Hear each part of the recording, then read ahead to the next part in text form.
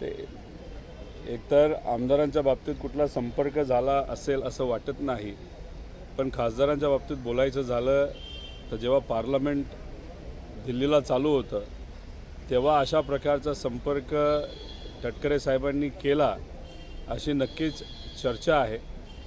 त्यामुळे कितीही तिथनं प्रयत्न झाला, संपर्क झाला तरी खासदार असू द्या नाही तर आमदार असू द्या, त्या बाबतीत कुठलाही वेगळा निर्णय घेतील असं मला वाटत नाही। आम्ही सर्वजण आदरणीय पवारसाहेबांच्या मार्गदर्शनाखाली काम करणारे लोक आहोत।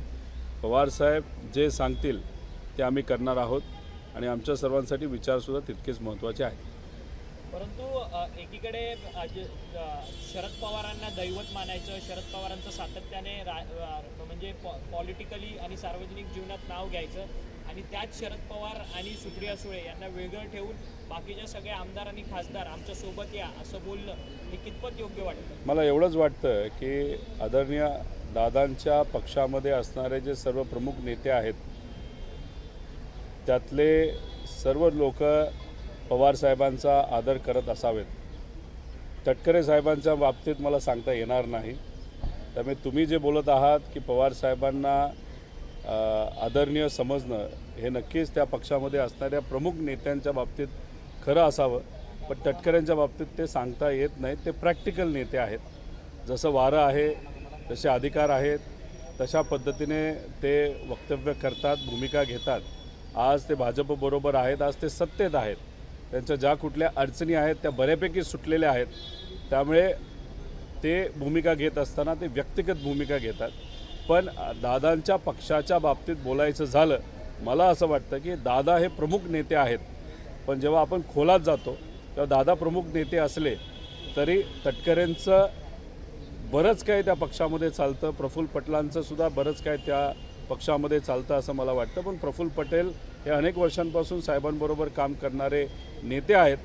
तटकरे साहेबांच्या बाबतीत मला काय खूप खोलात जाऊन सांगता येणार नाही। परंतु दादा आणि समोर आहेत, खरंच जाण्यासंदर्भात काही चर्चा सुरू आहेत का? कारण की आमदारांनी माझं नाराजी व्यक्त केली होती, अशी एक माहिती समोर आली होती किंवा खासदारांची जी बैठक झाली त्याच्यामध्ये प्रामुख्याने असं म्हटलं होतं की आपण आता सत्तेमध्ये गेलं पाहिजे, कुठे एक नाराजीचा सूर पाहायला नाही, खासदाराच्या बाबतीत असं कुठेही चर्चा झाली असं मला तरी वाटत नाही। आमदारांच्या बाबतीत सुद्धा अशा बाबतीतली चर्चा कुठेही झालेली नाही। शेवटी पक्ष निर्णय घेत असतो, पवारसाहेब निर्णय घेत असतात आणि आपण जर बघितलं तर आपल्या पक्षामध्ये लोकशाही आहे। आजसुद्धा युवकांची आत्ता बैठक झाली, महिला पदाधिकाऱ्यांची आत्ता होईल, नंतर विद्यार्थ्यांची होईल, उद्या सर्व आमदार, माजी आमदार व जे उमेदवार या इलेक्शनमध्ये उभे होते त्यांच्या बरोबरसुद्धा चर्चा संघटनेबाबतीत आदरणीय पवारसाहेब त्या ठिकाणी करत आहेत। त्यामुळे संघटनेच्या बाबतीत बोलायचं झालं, पवारसाहेबांच्या बाबतीत बोलायचं झालं तर आज संघटनेवर लक्ष देत संघटना आपल्याला कशी ताकदवान बनवता येईल याबाबतीत पवारसाहेब भूमिका घेत आहेत आणि पवारसाहेबांबरोबर आम्ही सर्वजण आहोत।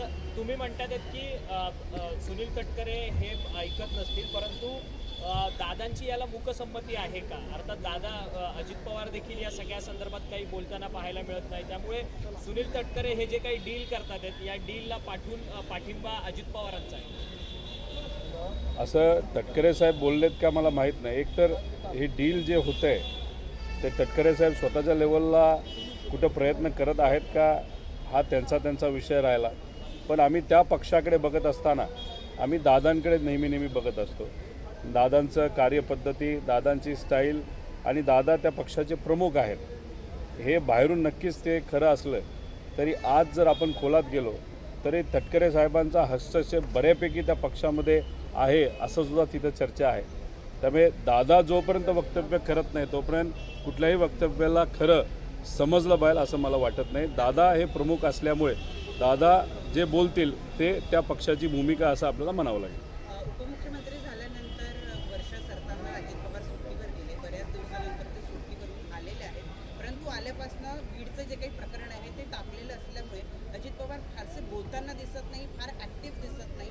त्यामुळे ॲक्टिव्ह असलेले अजित पवार हे आता कुठेतरी कोशात गेले असं चित्र दिसतं। एकतर एखादा नेता, आमदार, राज्यकर्ता कुणी जर सुट्टीवर जात असेल तर मला असं वाटतं की त्यात काही हरकत नाही, कारण का 12 महिने हे सर्व लोक काम करत असतात।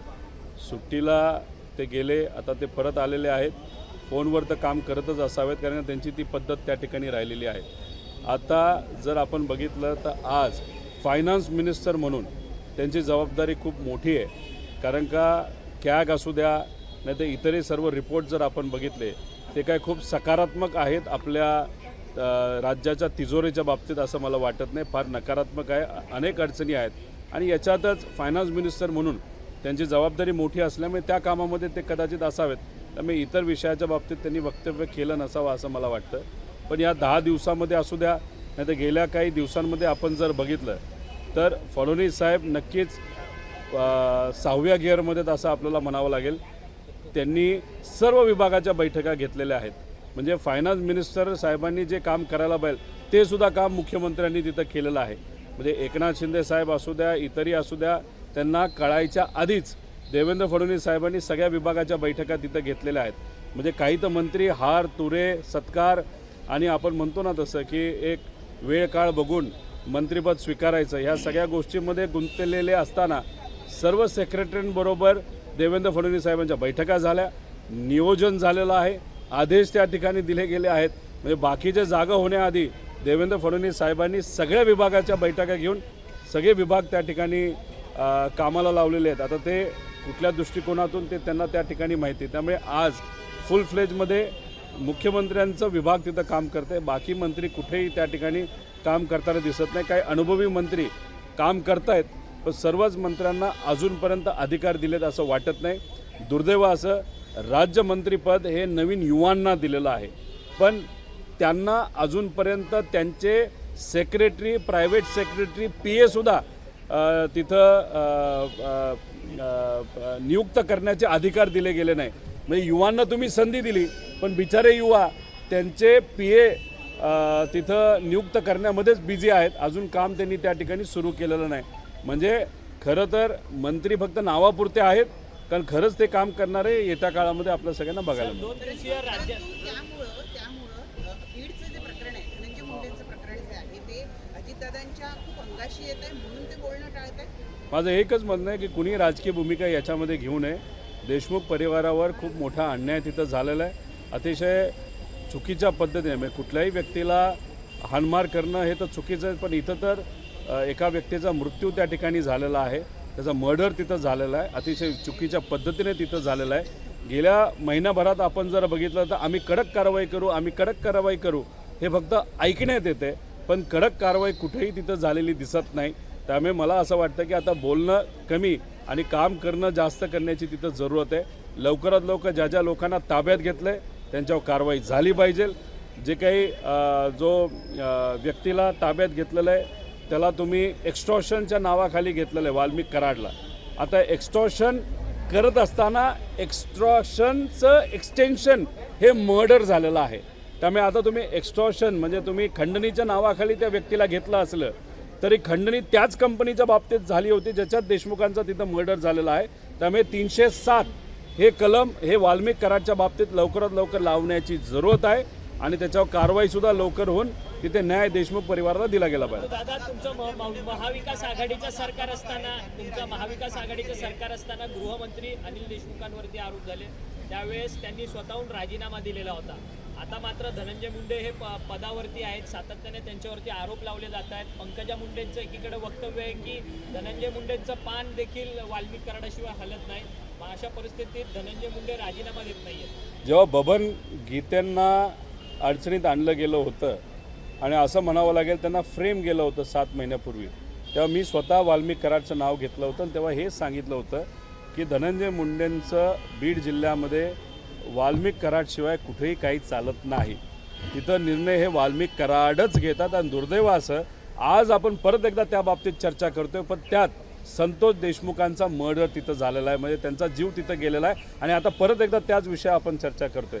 त्यावेळेसच जर सरकारली आम्ही जे बोलतोय त्याच्यावर जर कारवाई केली असती तर आज संतोष देशमुख आज जिवंत असले असते. पण दुर्दैवाचं सरकारने त्या बाबतीत कुठेही काही केलं नाही. मी हेच सांगतोय की तिथं वाल्मिक कराडशिवाय बीडमध्ये कुठेही कुठला निर्णय हा घेतला जात नाही. अधिकाऱ्याला आणायचं असेल, अधिकाऱ्याची नियुक्ती करायची असेल, एखादं कॉन्ट्रॅक्ट घ्यायचं असेल, बिस्किट विकायचं असलं तरी वाल्मिक कराडला सांगितल्याशिवाय आपल्याला विकता येत नाही. त्याच्याचबरोबर आम्ही हे म्हणत नाही की धनंजय मुंडे याच्यात असतील पण आमचं हे म्हणणं आहे की नैतिक जबाबदारी आहे की एवढी चर्चा जर झाली असेल तर तुम्ही केलं नसावं. तुमच्या या कार्यकर्त्यांनी 100% केलं असं आमचं मत आहे. पण तुमची नैतिक जबाबदारी की तुम्ही तिथं राजीनामा दिला गेला पाहिजे. म्हणजे जेव्हा आर पाटलांच्या बाबतीत एक साधं वक्तव्य त्यांच्याकडनं आलं होतं, ते सुद्धा हिंदीत आलं होतं. मराठी शाळेमध्ये शिकणाऱ्या एका व्यक्तीने हिंदीत चुकीचं स्टेटमेंट दिलं, पण नैतिकता बघता त्यांनी तिथं राजीनामा दिला. आमचं मत आहे की नैतिकता बघावी, राजीनामा द्यावा, हे सगळं होऊ द्या. 6 महिन्यानंतर परत तुम्ही मंत्रिपद घ्यावं, एवढंच आमचं सगळ्यांचं मत आहे. पण तुमचे मित्र आज मर्डर त्यांनी केलेलं आहे आणि तुम्ही आज नेते आहात, तुम्ही मंत्री आहात, तुम्ही याच्यामध्ये नसाल, पण तुमचा मित्र याच्यामध्ये अडकलेला असल्यामुळे लोकांची अशी भावना झालेली आहे की सरकारकडनं या बाबतीत योग्य पद्धतीने शहानिशा केली जाणार नाही. याच्यामध्ये कदाचित राजकीय हस्तक्षेप येऊ शकतो आणि देशमुख परिवाराला न्याय मिळू शकत नाही. म्हणून आमचं सगळ्यांचं मत आहे की नैतिकता बघता ज्या पद्धतीने विलासराव देशमुख साहेबांनी राजीनामा दिला होता, आर आबांनी राजीनामा दिला होता, त्याच पद्धतीने इथं धनंजय मुंडेंनी सुद्धा राजीनामा द्यावा आणि लवकरात लवकर फास्ट ट्रॅकवर तिथं वाल्मिक कराड आणि हे जे बाकी 6-7 आहेत त्यांना तिथं कारवाई करावी आणि देशमुख परिवाराला न्याय मिळावा. दादा 2 दिवसीय तुमची बैठक होती. विषय एवढाच आहे की याच्यामध्ये काय एक्झॅक्टली चाललं हे आपल्याला बघावं लागेल. पण वक्तव्य सगळ्यांचेच येत आहेत, पण देशमुख परिवाराला न्याय कुठं मिळताना आपल्याला दिसत नाही. त्यामुळे माझं व्यक्तिगत मत आहे की राजकारण कमी आणि आपल्याला कुठेतरी ॲक्शन जास्त घ्यावी लागेल. मुख्यमंत्री साहेबांच्या हातामध्ये ते तर होम मिनिस्टर साहेबसुद्धा आहेत. तर मला असं वाटतं की आता 5-10 दिवसात तो निर्णय घेऊन कारवाई करावी आणि विषय हा संपवावा आणि देशमुख परिवाराला न्याय मिळावा. 2 दिवसीय आपली बैठक होती आहे. या बैठकीमध्ये वेगवेगळ्या सेलचे देखील आढावा घेतला जातो. अनेक पदं बदलतील अशी देखील माहिती समोर येते. प्रदेशाध्यक्षापासून असेल, युवकांचे प्रदेशाध्यक्ष किंवा एक वेगवेगळी पदं आहेत. अनेक वर्ष काही लोक आहेत जी कामं करतात, ती सर्व बदलायला पाहिजेत असं वाटतं का तुम्हाला, किंवा काही निर्णय होणार आहे काय? विषय एकच आहे की आम्हाला उद्याच्या दिवशी बोलवलेलं आहे. काय मी आमदार आहे, मला कुठेही पक्षाचं पद त्या ठिकाणी नाही. आज आत्ता काही चर्चा चालू आहेत. पवारसाहेबांची नेहमी भूमिका आहे की सर्व कार्यकर्ते पदाधिकाऱ्यांना विश्वासात घ्यायचं. पवारसाहेब हे विश्वासात घेत आहेत की इलेक्शनमध्ये काय झालं, काय घडलं, पार्टी संघटनेमध्ये बदल करावे का नाही करावे. आता ह्या सगळ्या गोष्टी सगळ्या लोकांना ऐकल्यानंतर योग्य असा निर्णय तिथं घेतला जाईल. आमचं मत आहे की आपल्या पक्षामध्ये काही सिनियर लोक आहेत, अतिशय जबाबदारीने अनेक वर्षांपासून त्यांनी काम केलेलं आहे, त्यांना अजून मोठी जबाबदारी देण्याची जरूरत त्या ठिकाणी आहे असं अनेक लोकांचं मत आहे, आमचंही मत आहे. आणि काही नवीन कार्यकर्त्यांना विविध पदं त्या ठिकाणी दिली गेली पाहिजे. काही पदाधिकारी जे आपले लॉयल आहेत, निष्ठावंत आहेत, पण अजून त्यांना ॲक्टिव्ह पद त्या ठिकाणी दिलं गेलं नाही, ते पद तिथं दिलं गेलं पाहिजे. आणि मग ते दिल्यानंतर मला असं वाटतं की ठीक आहे, लोकसभेला आपल्याला यश मिळालं, विधानसभेला यश मिळालं नाही, पण आता परत एकदा जिल्हा परिषद स्थानिक स्वराज्य संस्थेचे इलेक्शन आहेत, त्याच्यामध्ये लक्ष देण्याची जरूरत आहे. आणि 5 वर्षानंतर आपल्याला तिथं परत एकदा लोकसभा विधानसभेला सामोरं जावं लागणार आहे. त्यामुळे परत उत्साहामध्ये आपल्याला काम करायचं, लोकांच्या हितासाठी काम करायचं आहे. त्यामुळे जे योग्य बदल करावे लागतील ते करावेच लागतील. काही गोष्टी आपल्याला स्टाईल बदलावी लागेल, पण जे अनुभवी नेते आहेत, जसे जयंत पाटील साहेब असतील, आव्हाड साहेब आहेत, त्याच्यात बाळासाहेब पाटील, शशिकांत शिंदे साहेब आहेत, अनिल देशमुख साहेब आहेत, यांनासुद्धा खूप मोठ्या जबाबदारी देण्याची जरूरत आहे असं मला वाटतं. शेवटचा प्रश्न, दोन्ही राष्ट्रवादी येत्या काळात एकत्रित येईल असं आपल्याला वाटतं का? या ज्या 2 बैठका आहे, या 2 बैठकांमध्ये सुद्धा जे लोक उपस्थित राहणार आहेत त्यांच्याकडून सुद्धा काही इनपुट घेतले जातील अशी चर्चा आहे. या प्रश्नाला उत्तर देण्याचे अधिकार मला कुठेही नाही, कारण का मी या पक्षाचा कुठेही पदाधिकारी नाही, मी फक्त आमदार आहे. आणि मी असा विश्वास ठेवून चालतो की पवारसाहेब जो निर्णय घेतील तो आम्हाला मान्य करावा लागतील. पवारसाहेब हे आमचे नेते आहेत, पवारसाहेब त्या बाबतीत काय भूमिका घेतील ही आमची भूमिका असेल असं आम्हा सगळ्यांना त्या ठिकाणी वाटतं. फक्त भूमिका घेत असताना आमदार म्हणून आज राज्य सरकारमध्ये ज्या गोष्टी चालू आहेत ते आम्हाला योग्य वाटत नाहीत. जर काही दिवसांपूर्वी आपण राज्य सरकारचा निर्णय जर बघितला तर मुंबईमध्ये जे कुठले कर्मचारी आहेत त्यांचे जे कुठले सॅलरी अकाउंट आहेत ते नॅशनलाइज बँकमध्ये होते. आता त्या सर्व कर्मचाऱ्यांना सांगण्यात आलेलं आहे की नॅशनलाइज बँकेतून तुमचे अकाउंट काढा आणि मुंबई सहकारी बँकेमध्ये तुम्ही घ्या. आमचं मुंबई सहकारी बँकेमध्ये त्याचा काही विरोध नाही, पण जर आपण बघितलं तर तिथे काय त्या बँक चालवणारे जे नेते आहेत कदाचित त्यांना मंत्रिपद दिलं नसावं म्हणून वेगळ्या पद्धतीने पुनर्वसन करतात का काय असं आपल्याला बोलावं लागेल.